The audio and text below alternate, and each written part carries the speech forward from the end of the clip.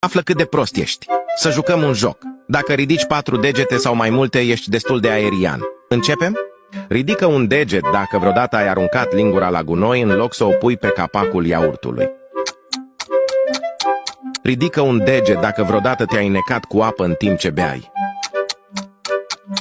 Ridică un deget dacă nu-ți amintești ziua de naștere a primei persoane care apare atunci când apeși pe săgeata de jos și selectezi opțiunea WhatsApp. Ridică un deget dacă vreodată ți-ai lăsat telefonul să-ți cadă pe față când erai culcat.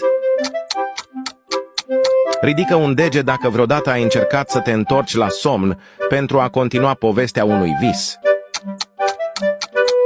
Ridică un deget dacă obișnuiești să te împiedici urcând scările. Ridică un deget dacă lovești întotdeauna degetul mic al piciorului în toate mobilele din casa ta.